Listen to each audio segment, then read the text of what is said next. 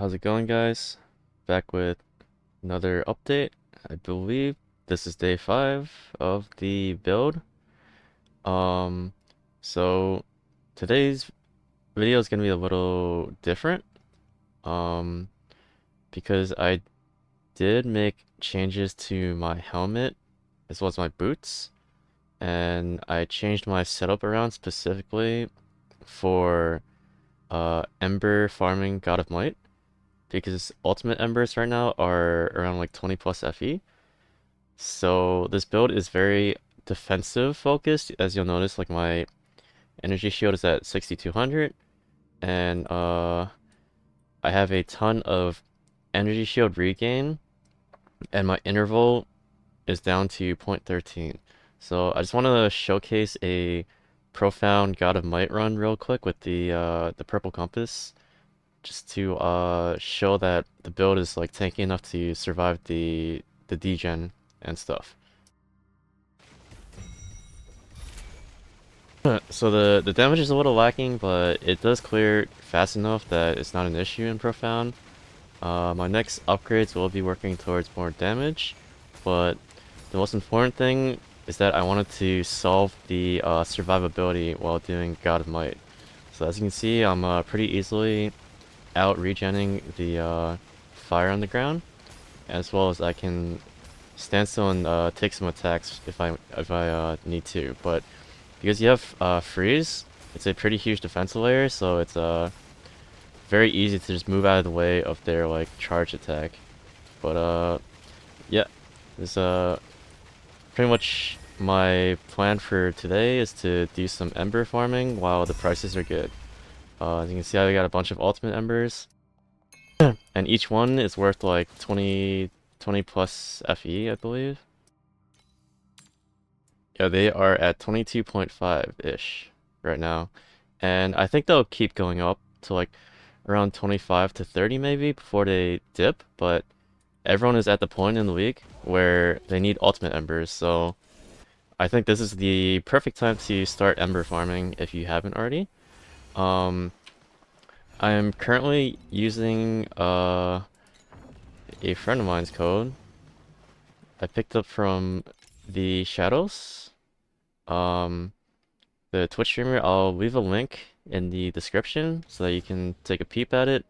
Uh, the only thing I changed was that I noticed he doesn't take the extra 2 notes over here. I just ended up taking these for an extra 4% chance at a additional trial monster. But the investment I'd say is around like 30, 25 to 30 FE a map, for all these compasses and stuff. But anytime you get an Ember hit, you can easily pay it back. As for pack spirits, just use whatever Ember and drop quant pets you have. If you don't have Captain Shadow, it's okay. You can just swap it in for like the blue version of this pet if you have it, or like any other generic quant is fine. But since I got that info out of the way, let me talk about the gear upgrades and what I did since yesterday. So most important one is I'm planning to run 100% erosion conversion, getting 44 from here, and then I'm going to get the rest of the 56 from the T0 ultimate prefix from Vorexcraft.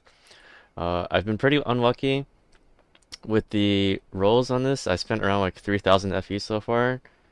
Each attempt is like 50 FE or so, and it's like a 5% chance, so you should hit way earlier. Um, but yeah, I don't think it matters what erosion type you convert to. Ideally, I want to do cold because my lightning is not very good right now. But the idea is we are running a lot of legendaries in my setup, so resistance is kind of tight.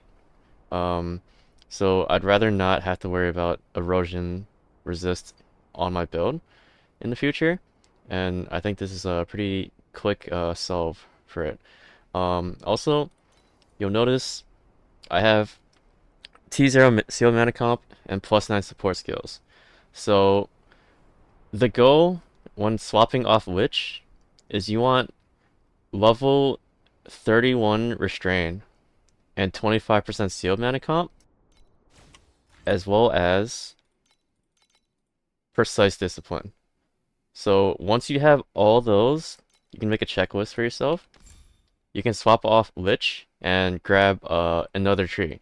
So I opted for Druid because Druid has extremely strong regain talents as well as a bunch of attack speed, which our build lacks, and max ES nodes, as well as all these talents are pretty insane. I'm personally using Poison Relief right now, but if you like want more damage, you need it for like single target or something like that, you can run Cultivation. Rebirth is also insane, which is what I want to talk about next. So for Ember Might Farm, to counteract the degen, because basically Centralize is good for when you are getting hit. Um and the fire on the ground is not considered a hit. It is considered a damage over time. So basically I opted for a pedigree with Barrier of Radiance to make sure I get the extra energy shield charge speed. And this is like a bonus line because I already have it solved from this slate over here. But I don't want to swap it out. So I searched for a pedigree with Barrier of Radiance, and it just so happened I also found it with Rebirth on top for very cheap. So you don't need Rebirth, you can just grab it in the Druid tree, but Barrier of Radiance is kind of important for the energy shield charge speed, because you want to out regen the fire degen. Also, Ice Drinkers is very useful for this as well, because we have additional damage over time taken. So the combination of all these things allows me to pretty comfortably tank like everything in that mechanic while standing still, even though my resistances are not capped. And I believe this farm is going to be pretty lucrative for like the next few days. Every single person is going to be using ultimate embers for either T0 crafting or just like working on their priceless weapons, right? So, or priceless gear in general. Um, you also notice I'm running Blade Dancers and I have it double corroded. Personally, I'm a huge fan of speed farming setups, and if you watched my previous season's build, I do use I'm a huge fan of Blade Dancers for this mobility skill reset.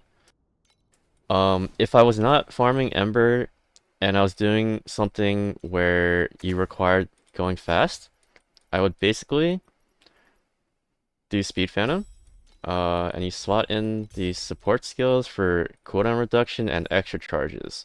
So this is what the setup would look like.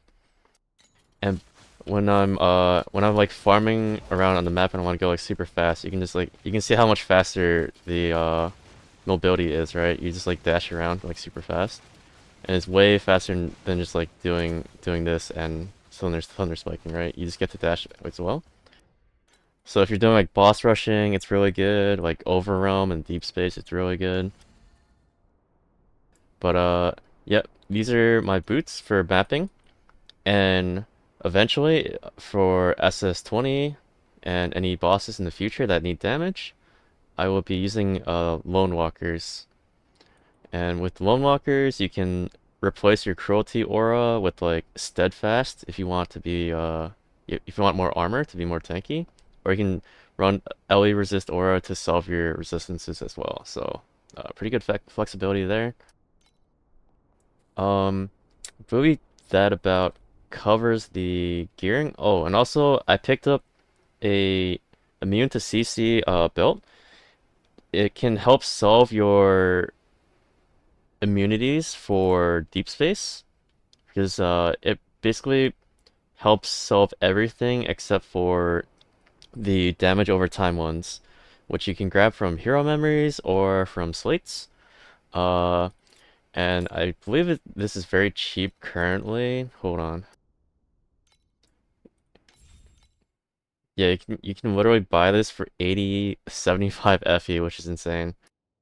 75 FE to solve all your immunities for deep space, pretty much. Eventually I'm gonna get a advanced sequence with the crowd control immunity on shield, so that I can replace this belt with either an Eternity or a Pantheon's elegy, the new belt.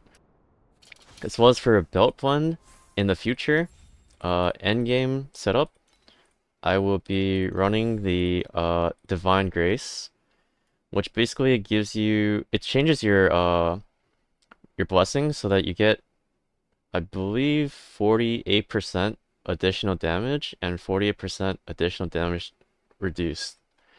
Um, I think it is the best setup for my build, so you'll be a lot more tankier with that as well. And also, next upgrades afterwards will be working on my priceless ring, as well as trying to fix the erosion on this, and then capping out my resist, of course. But if you have any questions about this setup, I'll be running it on stream. If you do not want to do this setup, you can feel free to ignore everything I said about like the pedigrees and stuff. But I still do highly recommend you grab uh, this helmet and getting the setup to replace Lich Tree. You don't have to run if you don't care about survivability, you don't have to run Druid. You can probably run maybe like the Sentinel tree, the block setup one, or the Ronin for getting like trade-off or other core talents for damage. But I personally think Druid tree is like one of the most busted trees in the game. It gives you like everything you need for survivability.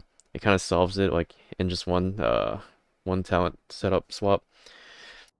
It basically let me go from getting like one shot in deep space to being able to like tank multiple hits. And I think that is pretty huge once you start doing some league mechanics that require you to not die and get one shot.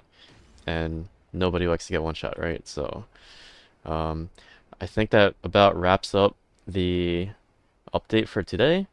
Also, yes, of course, keep in mind you are gonna lose DPS when you swap to the setup. It is more survivability focused for today instead of damage.